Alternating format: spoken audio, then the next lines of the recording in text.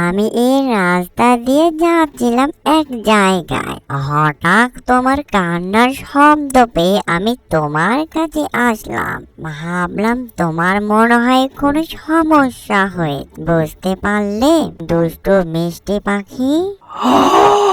ও মা, কত সুন্দর একটি প্রাণী, কিন্তু বুঝলাম না এই পাখিটা এমন করে কান্না করছে কেন।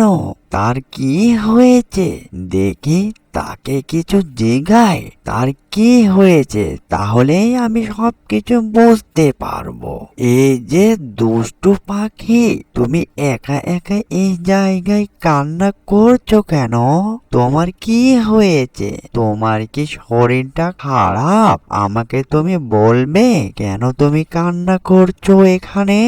আরে পিচি মানব, তোমাকে কি বলবো আমার এই কষ্টের কথা। তুমি হয়তো আমার কষ্টের কথা বুঝবে না। আমার 4টাখানি ডিম ছিল, এখান থেকে 4টা ছানা হবে।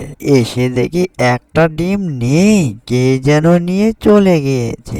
আমার অনেক স্বপ্ন ছিল, আমার বাড়িয়ালিটাও নেই, সে মারা গিয়েছে। আর 4টাখানা ডিম রেখে গিয়েছে।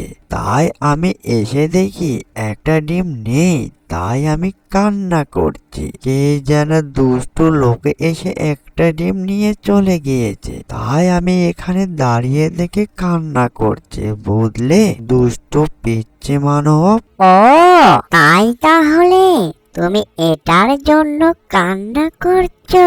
ঠিক আছে সুন্দর পাখি, তুমি মন খারাপ করো না। চলো তুমি আর আমি মিলেমিশে ডিমটাকে খুঁজে দেখি কোথায় পাওয়া যায় কিনা।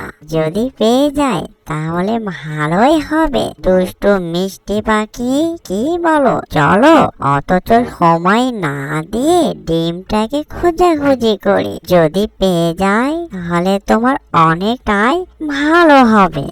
এই যে পিচি মানব, আমি অনেক খোঁজাখুঁজি করেছি, কোনো লাভ হয়নি। আমি আর ডিমটাকে পাইনি, বুঝতে পারলে পিচি মানব? ও, তাহলে এই ব্যাপার। তাহলে কি আর করা, দুষ্টু মিষ্টি পাখি, তুমি আর মন খারাপ করো না। যেটা আছে সেটা নিয়েই থাকো আর চেষ্টা করো এই ডিম থেকে ছানা তুলবা, তাহলেই তোমার কষ্টগুলো নির্মূল হয়ে যাবে। এই নিয়ে আর ভেবো না, বুঝলে মিষ্টি পাখি?